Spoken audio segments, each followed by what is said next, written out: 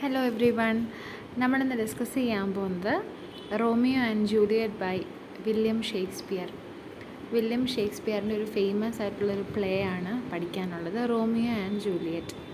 ഇത് ഷേക്സ്പിയറിൻ്റെ first romantic tragedy ആയിട്ട് അറിയപ്പെടുന്നു.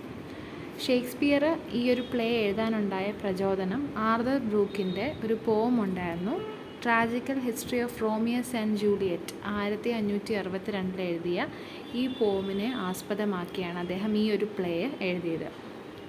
ഇത് എഴുതിയത് 1595 ഇത് പ്രിൻ്റ് ചെയ്തത് 1623 Romeo and Juliet of Verona is the most well known story of doomed love ever written. അപ്പം ലിറ്ററേച്ചർ നോക്കിയാൽ തന്നെ ഏറ്റവും തകർന്നടിഞ്ഞ ഒരു ഇത്രയ്ക്കും വെൽ നോൺ ആയിട്ടുള്ള തകർന്നടിഞ്ഞൊരു സ്നേഹത്തെപ്പറ്റി പറയുന്ന കഥ വേറെ ഇല്ല. Romeo and Juliet of Verona ആണ് അങ്ങനത്തെ ഒരു സ്റ്റോറിയാണ്. അപ്പോൾ ഇതിൻ്റെ ഒരു ഷോർട്ട് സമ്മറി നമുക്ക് ആദ്യം നോക്കാം. ഈ ഒരു പ്ലേയുടെ സമ്മറി എന്ന് വെച്ചാൽ മൊണ്ടാക്സ് ആൻഡ് ക്യാപ്പുലറ്റ്സ് എന്ന് പറയുന്ന വെറോണയിലെ 2 ചീഫ് ഫാമിലീസാണ്. അപ്പോൾ ഈ 2 ഫാമിലീസും ബിറ്റർ എനിമീസാണ്, അവർ ശത്രുക്കളാണ്. Escalus the prince threatens anyone who disturbs the peace with death. അപ്പം ആ സമയത്തുണ്ടായിരുന്ന ഒരു പ്രിൻസാണ് എസ്കാലുസ്. അപ്പം എസ്കാലുസ് എല്ലാവരെയും ത്രെറ്റൻ ചെയ്യുന്നുണ്ട്. ആരാണോ സമാധാനം ഇല്ലാതാക്കുന്നത് അവരുടെ അന്ത്യമായിരിക്കും, കാര്യം അവരുടെ അവസാനം അവരുടെ മരണമായിരിക്കുമെന്ന് ഈ ഒരു പ്രിൻസ് ത്രെറ്റൻ ചെയ്യുമായിരുന്നു. അപ്പോൾ ഈ റോമിയോ എന്ന് പറയുന്ന ഇന്നത്തെ കഥാനായകൻ ലോർഡ് മൊണ്ടാക്കിൻ്റെ മകനായിരുന്നു. Son of lord Montague attends a feast held by Lord Capulet, disguised by a mask, where he sees Juliet, Capulet's daughter, and they fall in love with each other. അപ്പം 2 ശത്രുക്കളാണ് ഈ മൊണ്ടാക്സും ക്യാപ്പുലറ്റ്സും. അപ്പം മൊണ്ടാക്കിൻ്റെ മകനാണ് റോമിയോ, അതേപോലെ തന്നെ ക്യാപ്പുലറ്റ്സിൻ്റെ ഡോട്ടറാണ് Juliet. അപ്പോൾ ഈ റോമിയോയും ജൂലിയറ്റും ഇവർ ഒരു ലോർഡ് ക്യാപ്പുലറ്റ്, അവിടെ നമുക്കറിയാം ഒരു ഫീസ്റ്റൊക്കെ നടക്കുന്ന കൊട്ടാരത്തിലല്ലേ, അപ്പോൾ ഫീസ്റ്റൊക്കെ നടത്തുന്ന സ്ഥലമാണ്. അവിടെ നടന്നൊരു വിരുന്നിൽ വെച്ച് ഈ ഒരു ജൂലിയറ്റിനെ റോമിയോ കാണുന്നുണ്ട്. അപ്പം അങ്ങോട്ടും ഇങ്ങോട്ടും ഒരു പരസ്പരം ഇഷ്ടത്തിലാകുന്നു. അപ്പം ഈ ഒരു വിരുന്നിന് ശേഷം റോമിയോ താനിങ്ങനെ വിൻഡോയിൽ കൂടെ കേൾക്കുന്നുണ്ട് ജൂലിയറ്റ് ഇങ്ങനെ തൻ്റെ സ്നേഹം, റോമിയോയുള്ള സ്നേഹത്തെ പറ്റി ഇങ്ങനെ കൺഫസ് ചെയ്യുന്നത് ആര് കേൾക്കും? റോമിയോ കേൾക്കുന്നുണ്ട്. അപ്പോൾ അതേ സമയത്ത് ഇവർ രണ്ടുപേരും അങ്ങോട്ടും ഇങ്ങോട്ടും സ്നേഹത്തിലാവുന്നു. ഫ്രയർ ലോറൻസ് എന്ന് പറയുന്ന ഒരു വ്യക്തിയുടെ സഹായത്തോടെ ഇവർ പിറ്റേ ദിവസം തന്നെ മാരീഡ് ആവുന്നുണ്ട്. ഈ സമയത്ത് ഒരു സംഭവം ഉണ്ടാവും. Impelled by a code of honour among men, Romeo kills Tybalt and is banished to Mantua by the Prince of Verona, who has been insistent that the family feuding cease. അപ്പം നമുക്കറിയാം already 2 families തമ്മിലൊരു വലിയ പ്രശ്നം അവിടെ നടന്നുകൊണ്ടിരിക്കുകയാണ്. ആ സമയത്ത് Romeo മിസ്റ്റേക്കൻലി ടിബാൾട്ട് എന്ന് പറയുന്ന ഒരു വ്യക്തിയെ കൊല്ലുന്നുണ്ട്, അദ്ദേഹത്തെ നാട് കടത്തും. റോമിയോയെ അതിൻ്റെ ഫലമായിട്ട് പ്രിൻസ് ഓഫ് വെറോണ മാൻഡുവ എന്ന് പറയുന്ന സ്ഥലത്തേക്ക് ബാനിഷ് ചെയ്യും, നാട് കടത്തും. Who has been insistent that the family feuding cease. അപ്പം നമുക്കറിയാം ഈ ഒരു ടിബാൾട്ട് എന്ന് പറയുന്നത് ജൂലിയറ്റിൻ്റെ ഒരു ഫാമിലി മെമ്പറായിരുന്നു. When Juliet's father, unaware that Juliet is already secretly married, arranges a marriage with the eminently eligible Count Paris, the young bride seeks out Friar Lawrence for assistance in her desperate situation. അപ്പം ഈ സമയത്ത് ജൂലിയറ്റും റോമിയോയും already കല്യാണം കഴിച്ചു എന്നുള്ള കാര്യം ജൂലിയറ്റിൻ്റെ ഫാദറിന് അറിയത്തില്ല. അപ്പോൾ ഇതറിയാതെ തന്നെ ജൂലിയറ്റിൻ്റെ ഫാദർ ഒരു എലിജിബിൾ ആയിട്ടുള്ള ഒരു പാരീസ് എന്ന് പറയുന്ന ഒരു പയ്യനെ തൻ്റെ അടുക്കലേക്ക് കല്യാണത്തിനായിട്ട് അയക്കാൻ വേണ്ടി തീരുമാനിക്കും. അപ്പം ഇതറിയുന്ന ജൂലിയറ്റ് എന്ത് ചെയ്യും? ഫ്രയർ ലോറൻസ് ആണ് ഇവരുടെ നമ്മളെ റോമിയോയും ജൂലിയറ്റും കല്യാണം കഴിക്കാൻ ഹെൽപ്പ് ചെയ്തത്. അദ്ദേഹത്തെ കണ്ട് ഹെൽപ്പ് ചോദിക്കും, ഈ ഒരു വല്ലാത്തൊരവസ്ഥയിൽ ഹെൽപ്പ് ചോദിക്കും. അപ്പം അദ്ദേഹം ഈ ഫ്രയർ ലോറൻസ് ഈ ഒരു പ്രപ്പോസലിനകത്ത് നിന്ന് രക്ഷപ്പെടാൻ വേണ്ടി ഒരു പോഷൻ കൊടുക്കും. പോഷൻ എന്ന് വെച്ചാൽ എന്തെങ്കിലും മാന്ത്രികമായിട്ടുള്ള മാജിക്കൽ ആയിട്ടുള്ളൊരു ലിക്വിഡ്, ഒരു ഡ്രിങ്കാണ്. അത് ഇവൾക്ക് കൊടുക്കും, ജൂലിയറ്റിന് കൊടുക്കും. അപ്പം അതിൻ്റെ പ്രത്യേകത എന്താണെന്ന് വെച്ചാൽ that will make her appear to be dead. അത് കുടിച്ചു കഴിഞ്ഞാൽ ചത്തതുപോലെ കിടക്കും, അതാണ് അതിൻ്റെ പ്രത്യേകത. And proposes that she take it and that Romeo rescue her. അപ്പം ഇത് ഫ്രയറിൻ്റെ പ്ലാന്, ഇത് ജൂലിയറ്റ് കുടിക്കും, അപ്പം മരിച്ചതുപോലെ കിടക്കും. അതേ സമയത്ത് റോമിയോ അവളെ വന്ന് റെസ്ക്യൂ ചെയ്യും. അപ്പം എന്ത് ചെയ്യുമെന്ന് വെച്ചാൽ അതേപോലെ തന്നെ ജൂലിയറ്റ് ചെയ്യും. Romeo, however, unaware of the friar's scheme because the letter has failed to reach him, returns to Verona on hearing of Juliet's apparent death. അപ്പം ഈ റോമിയോയ്ക്ക് ജൂലിയറ്റിൻ്റെ ഈ ഫ്രയർ ലോറൻസുമായിട്ട് അവർ ഈ ഒരു സ്കീമിനെ പറ്റി അൺഅവെയർ ആയിരുന്നു. കാരണം നമ്മുടെ റോമിയോയ്ക്ക് ഒരു കത്ത് ലഭിച്ചില്ല, ഇവർ അയച്ചൊരു കത്ത് ലഭിക്കാതെ വരുന്നുണ്ട്. അപ്പം ആ ഒരു കത്തിനകത്തായിരുന്നു ഇതിനെപ്പറ്റിയുള്ള സ്കീം. അപ്പം പെട്ടെന്ന് തന്നെ വെറോണയിലേക്ക് ജൂലിയറ്റിൻ്റെ ഈ ഒരു മരണത്തെപ്പറ്റി അറിഞ്ഞ് വെറോണയിലേക്ക് റോമിയോ മടങ്ങി വരുന്നുണ്ട്. ഈ ഒരു സ്കീം അറിയുന്നില്ല, സ്കീം അറിയാതെ മരിച്ചു എന്ന വാർത്തയായിട്ടാണ് വരുന്നത്. He encounters a grieving Paris at Juliet's tomb, reluctantly kills him when Paris attempts to prevent Romeo from entering the tomb and finds Juliet in the burial vault. അപ്പം ഈ ഒരു ജൂലിയറ്റിൻ്റെ ഈ ശവകുടീരത്തിൻ്റെ അവിടെ പാരിസ് ഇരുന്ന് കരഞ്ഞുകൊണ്ടിരിക്കുന്നത് കണ്ടു. പാരിസ് എന്ന് വെച്ചാൽ ജൂലിയറ്റിൻ്റെ ഫാദർ ജൂലിയറ്റിന് വേണ്ടി കണ്ടെത്തിയ യുവാവിൻ്റെ പേരാണ് പാരിസ്. അപ്പം പെട്ടെന്ന് ഈ പാരിസ് കണ്ടു റോമിയോ വരുന്ന കണ്ടിട്ട് താൻ കയറാതിരിക്കാൻ വേണ്ടി പ്രിവെൻറ്റ് ചെയ്തു. ആ ഒരു സമയത്ത് Romeo പാരിസിനെ കൊല്ലുന്നുണ്ട്.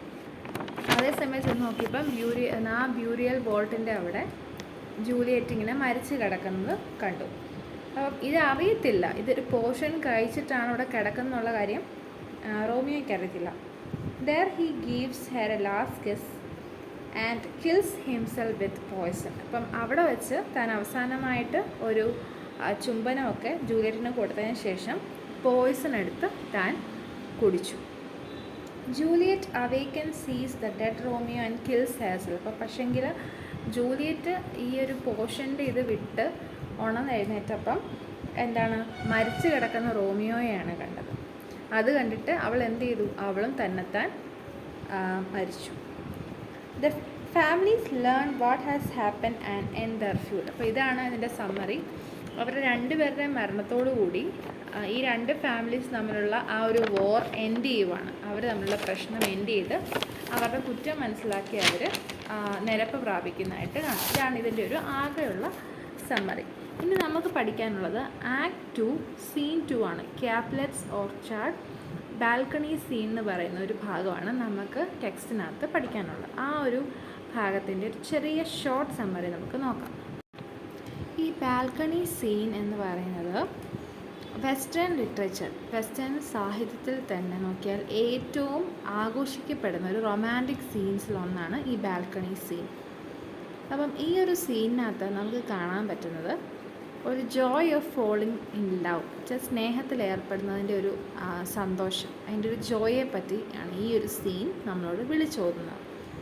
Here in the famed balcony scene, Romeo and Juliet reveal their love for each other and they decide to marry.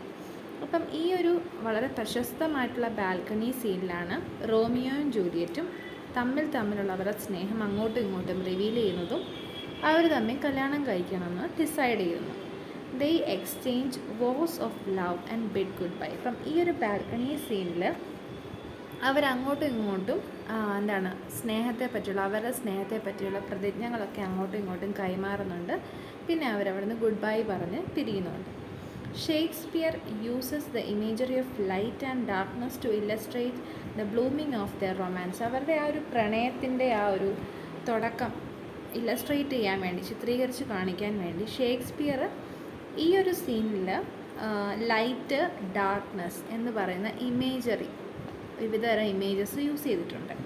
The artistic descriptions highlight the profundity of their love. അപ്പം ഇതിനകത്തുള്ള ആലങ്കാരികമായിട്ടുള്ള വിവരണങ്ങളൊക്കെ അവരുടെ ആ ഒരു സ്നേഹത്തിൻ്റെ ആ ഒരു ആ ഒരു വാല്യൂ, അല്ലെങ്കിൽ ആ സ്നേഹത്തിൻ്റെ ആ ഒരു ഗ്രേറ്റ്നെസ്സിനെ കാണിക്കാൻ ഇടയാകുന്നുണ്ട്. Act 2 is the happiest and least tragic act in the play. നമുക്കറിയാം ഈ ഒരു പ്ലേ ഒരു മൊത്തത്തിലൊരു വയലൻസാണ് അല്ലേ, ഒരാളെ കൊല്ലുന്നു, ഒരാൾ മരിക്കുന്നു, അങ്ങനെയൊക്കെയാണ്. പക്ഷേ ഈ ഒരു ആക്ട് 2 ഈ ഒരു മൊത്തം പ്ലേ വെച്ച് നോക്കിയാൽ ഏറ്റവും ഹാപ്പിയസ്റ്റും അതേപോലെ ലീസ്റ്റ് ട്രാജിക് ആയിട്ടുള്ള ഒരു ആക്റ്റുമാണ്.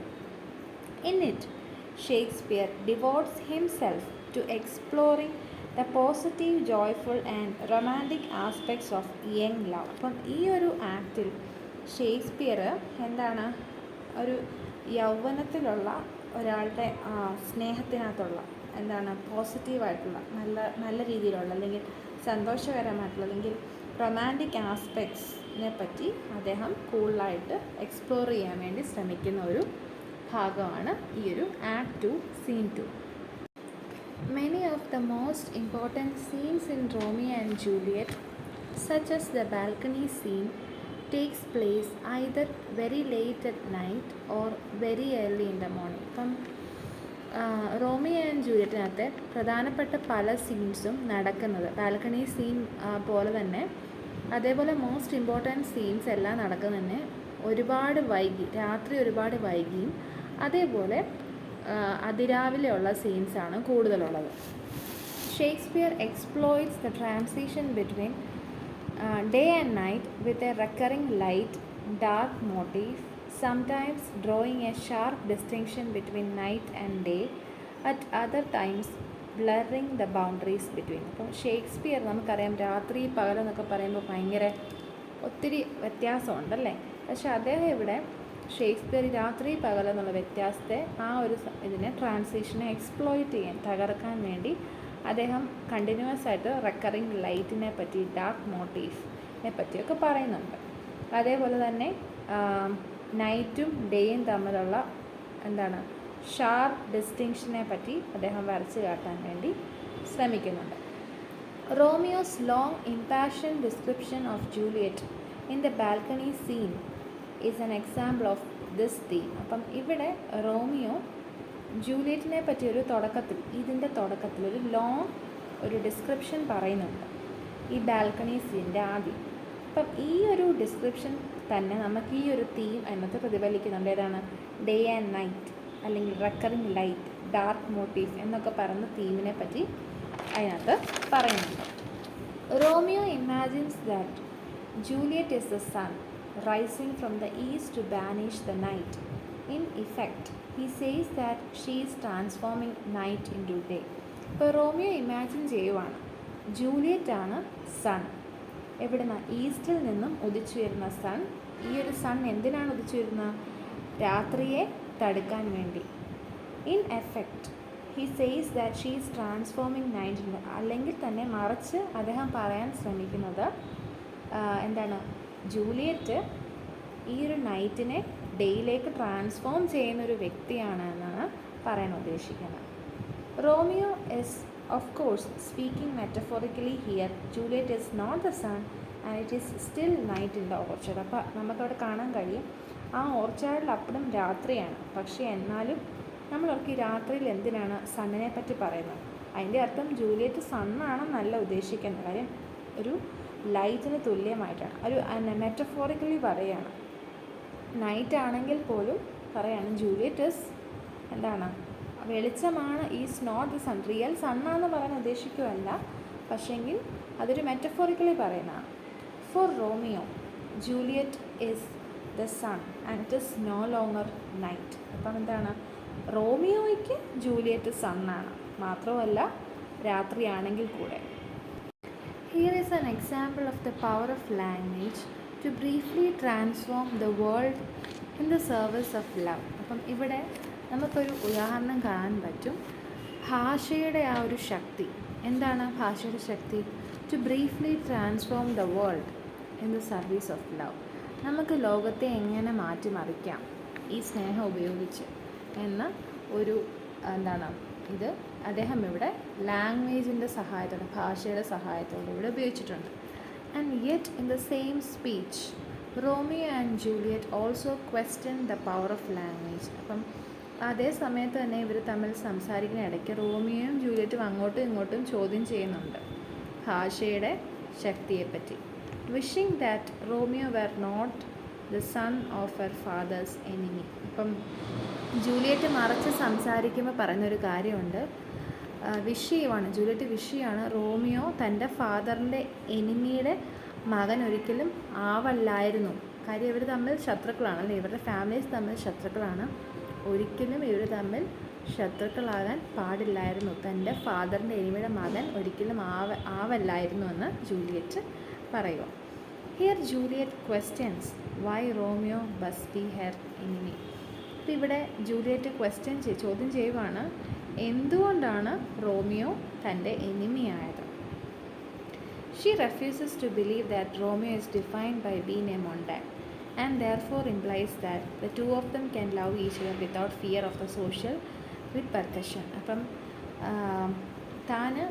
ജൂലിയറ്റ് റെഫ്യൂസസ് ടു ബിലീവ്, വിശ്വസിക്കാൻ താല്പര്യപ്പെടുന്നില്ല. എന്താണ് വിശ്വസിക്കാൻ താല്പര്യപ്പെടാത്തത്? Romeo is defined by being a Montague. അപ്പം റോമിയോ ഒരു മൊണ്ടാഗ് ആണെന്ന് താൻ വിശ്വസിക്കാൻ ആഗ്രഹിക്കുന്നില്ല. ആ ഒരു ഇതുണ്ടെങ്കിൽ, അപ്പോൾ ആ ഒരു ചിന്ത മനസ്സിലുണ്ടെങ്കിൽ തനിക്ക് ശരിക്കും സ്നേഹിക്കാൻ പറ്റത്തില്ല. അപ്പോൾ താൻ ചിന്തിക്കുവാണ് മൊണ്ടാഗാണ് ഈ ഒരു തൻ്റെ എതിരാളിയായിട്ടുള്ള ഫാമിലിയിലെ മെമ്പറാണെന്ന് ജൂലിയറ്റ് ചിന്തിക്കാൻ ആഗ്രഹിക്കുന്നില്ല. അങ്ങനെയാണെങ്കിൽ മാത്രമേ അവർക്ക് യാതൊരു ഭയമില്ലാതെ അവർക്ക് അങ്ങോട്ടും ഇങ്ങോട്ടും തമ്മിൽ സ്നേഹിക്കാൻ പറ്റത്തുള്ളൂ. But language as an expression of social institutions such as family, politics or religion cannot be dismissed so easily because no other character in the play is willing to dismiss them. അപ്പോൾ നമുക്കറിയാം സാമൂഹിക ഇൻസ്റ്റിറ്റ്യൂഷനുകൾ, social institution എന്ന് വെച്ചാൽ family, politics, രാഷ്ട്രീയം, religion, ഇവയൊന്നും നമുക്ക് ലാംഗ്വേജിൻ്റെ സഹായം ഇല്ലാതെ നമുക്ക് ഡിസ്ക്രൈബ് ചെയ്യാൻ പറ്റത്തില്ല. അപ്പോൾ ഈ ഒരു പ്ലേക്കകത്ത് നമുക്ക് കാണാൻ പറ്റും ഈ ഒരു character, because no other character in the play is willing to dismiss them. ഈ ഒരു ഈ പ്ലേയിലുള്ള ഒരു ക്യാരക്ടറും തന്നെ ഈ ഒരു കാര്യം ഡിസ്മിസ് ചെയ്യാൻ വേണ്ടി താല്പര്യപ്പെടുന്നില്ല. Juliet loves Romeo because he is Romeo. Juliet എന്തുകൊണ്ടാണ് റോമിയോയെ സ്നേഹിക്കുന്നത്? കാരണം അത് റോമിയോ ആയതുകൊണ്ടാണ് സ്നേഹിക്കുന്നത്. But the power of her love, മാത്രമല്ല അവളുടെ സ്നേഹത്തിൻ്റെ പ്രതീകമായാണത് കാണുന്നത്. അപ്പം ജൂലിയറ്റ് എന്തുകൊണ്ടാണ് റോമിയോ സ്നേഹിക്കുന്നത്? റോമിയോ ആയതുകൊണ്ടാണ് സ്നേഹിക്കുന്നത്. But the power of the love cannot remove from him his last name of the Montague. അപ്പം അദ്ദേഹത്തിൻ്റെ പേര് മൊണ്ടാഗ് എന്നാണ്. ഒരിക്കലും ഈ ഒരു കാര്യം തൻ്റെ സ്നേഹം, ജൂലിയറ്റിൻ്റെ സ്നേഹം അദ്ദേഹത്തിന് ഒരിക്കലും പറിച്ചു മാറ്റാൻ പറ്റത്തില്ല. In the privacy of the garden the language of love is triumphant. നമുക്കറിയാം അവർ തമ്മിൽ ഉപയോഗിച്ചിരിക്കുന്ന ആ ലവ് ലാംഗ്വേജ് എന്ന് പറഞ്ഞാൽ വളരെ പ്രൊഫൗണ്ട് ആയിട്ടുള്ള, വളരെ ഗ്രേറ്റ് ആയിട്ടുള്ള ലാംഗ്വേജ് അവർ തമ്മിൽ യൂസ് ചെയ്തിട്ട്. അപ്പോൾ ഇതിനെ നമുക്കൊരു സമ്മറി ആയിട്ട് നമുക്ക് ചെറിയ രീതിയിൽ കണക്ക് കൂട്ടാം, പക്ഷേ ഇതൊരു അനാലിസിസ് ആയിട്ട് നമുക്ക് കാണാം. ഈ ഒരു അനാലിസിസ് നിങ്ങൾക്ക് മനസ്സിലായെന്ന് വിചാരിക്കുന്നു. Thank you very much and God bless.